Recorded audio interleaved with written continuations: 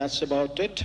Invoicing was never so rewarding, and I would to grow with the invoicing. Thank you very much.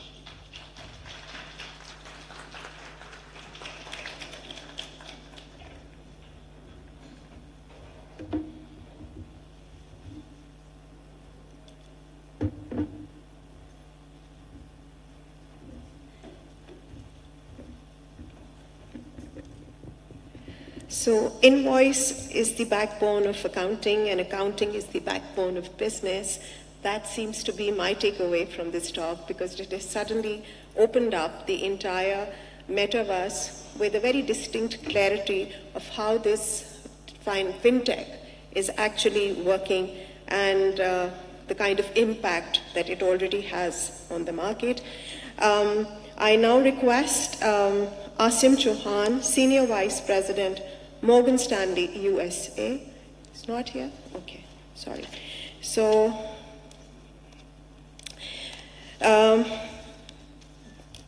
we have Jouni Keranen with us, Executive Chairman, Kuuhubb and Partners, Swiss One Capital, a growth entrepreneur, having founded a dozen companies across various continents, including Asia, Europe, and North America, a co-founder advisor, an angel investor in several metaverse and Web3 gaming projects.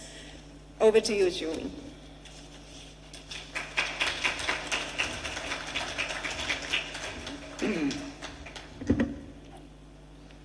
Knock, knock. Okay, good morning, everybody. I'm very happy and privileged to be here, sharing with you my thoughts on a big rethink subject, which today is failure, and specifically how Finnish gaming industry, hello? I guess I stay here. And how Finnish gaming industry has basically succeeded through failures. Hello. And this story actually starts for me personally already year 2000, when I was living in Bangalore, India, and I was building games for the global mobile leader at that time, Nokia, which was proudly Finnish. That was the first thing everybody told me when I said I'm from Finland. They said Nokia. And Nokia was on top of the world. That was where everybody basically wanted to go and work. It was the first really successful global company from Finland. And we thought that it's going to last. But for reasons I don't have time to go in here, Nokia mobile phone business doesn't even exist anymore today. So basically Nokia failed, and everybody thought Finland is in trouble because the biggest taxpayer, the biggest R&D contributor, and employer of countless engineers and high quality jobs was gone. But in Finland we have a national trait called sisu, which translates roughly to never giving up. And what happened is that those Nokia engineers and business managers took their global connections, expertise and vision, and they went on to start countless new companies and startups in gaming, technology, and so on. Including what I'm wearing here today is called the Oura ring, and it's a health tracking ring used by a lot of celebrities like Kim Kardashian, Prince Charles, Jimmy Kimmel, and so on. And it's a multi-billion-dollar company based in northern Finland, near where the Santa Claus lives. We all know that Santa Claus officially lives in Finland, right? And so it's just an example of success through failure. Another example is the company called Habbo Hotel, which was the largest metaverse ever to date. And this was year 2005 when I joined them as the head of Asia. That time we had about 300 million users around the world in pretty much every country in the world. And $100 million US in annual revenues. So basically we were the largest online community in the world. And this was before Facebook, before App Store, before any other of the current social platforms, WhatsApps and WeChats and so on. But instead of becoming a multi-billion-dollar company, Habbo today exists only in a very small entity. But what happened is, after failure of Habbo, the people from there, they went and they started companies in Finland that are these days known as the backbone and the biggest successes of the gaming industry in Finland. These include a company called Supercell, which was sold to Tencent for $10 billion. One of their co-founders is from Habbo.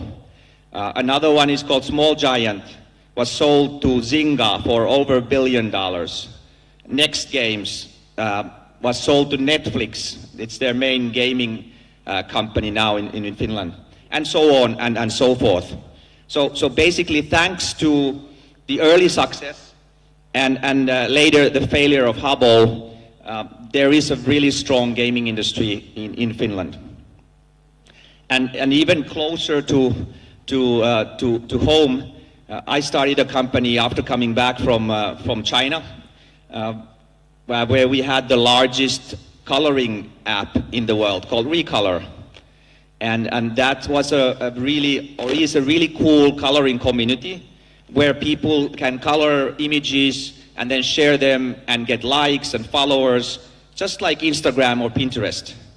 And we were doing really well, having millions of users in the app, having global partnerships with Lionsgate on movies like Twilight and Hunger Games, and working with Netflix and Barbie and Kellogg's and Samsung and so on. But instead of becoming the next Pinterest or Instagram, we also failed to reach that level. But thanks to that failure, also the Recolor, some people from Recolor went and started new companies. And one of them, for example, 2 years ago was sold to Israeli Playtika for $600 million. We also have ex-employees from there who are now working in Riyadh, in Saudi, with Savvy Gaming, helping to build the gaming industry there. There was also a company called Wahjoc with a really popular game called Angry Birds, and they had billions of downloads. They even sent one of their soft toys to space with NASA. And basically they were on top of the world. Disney wanted to buy them for billions, but they refused. And they said, we are going to be bigger than Disney, so why would we sell to them? Now, a few weeks ago, Angry Birds was sold for less than $1 billion. So the value had dropped drastically since a decade ago when they were on the top of their game. But again, there are Wahjoc people who have started other companies. One was just sold also to Israel for $300 million a couple years ago, and so on and so forth. So my point is that creative destruction happens whenever there is a failure, because the learnings from that failure are taken to new companies, to new ventures that can actually build something even bigger than the initial company. For example, I mentioned the Supercell, the most successful mobile game company in the world. They have a culture where every time they fail, if a game team spends 2 years building a game and it doesn't succeed, they open a bottle of champagne and they celebrate, and everybody gets a week off. And that's the culture of learning and celebrating failure instead of being afraid of it. And that is the real thing that I would like to challenge everybody here to embrace, because failure is part of success. Elon Musk famously said that he thought SpaceX has about 10% chance of success. So he put billions of his own money into a company that he thought 90% probability will fail. And thanks to him, now we have a private space industry. And so even though he went against all the odds, he succeeded. But even if he had failed, I think we might have 20 new smaller SpaceXs from all this experience and all those the talented people who worked there. They would have gone and started new companies. And so why is this important? Why am I talking about the Finnish game industry here? Is that after all these failures in the last 20 years, we actually have a really thriving game industry now. It's generating over $3 billion annually, which for a small country with 5 million people, that's quite significant. And we have 4,000 people working in that gaming industry. So 4,000 people generate over 3 billion in revenues. And if you compare it to, for example, the IT industry in Pakistan, based on the numbers that I have seen, it employs about 600,000 people and generates also a bit over 3 billion in revenues. So the big potential here is to generate the same amount with 4,000 people instead of 600,000 people. And I'm not saying that IT industry is not good, but the value add of taking risks and building products and building companies that are not based on labor, but are based on IP. That's where the big kind of value addition is. But it's risky and it's difficult. And that's why there will be failures. Not necessarily that they will all go bankrupt, but fail to reach high return on investment. But that's fine, because we expect that we have 10% of investments, 1 out of 10, that will generate 50x or 100x or 500x. These are the kind of returns that crypto provided in the last bull run. And this is not that different from any other VC. Faisal was here yesterday talking from SoftBank perspective, and I'm sure they also have a very high rate of failure in the portfolios. I'm sure my friend Oscar, who will talk after me, also has a lot of failures in his portfolio. That's normal, and that's part of the business. So, with the words of Winston Churchill, success is the ability to go from failure to another failure with no loss of enthusiasm. And I believe in this, and this is my message to you as a nation, as a co-business leaders and leaders.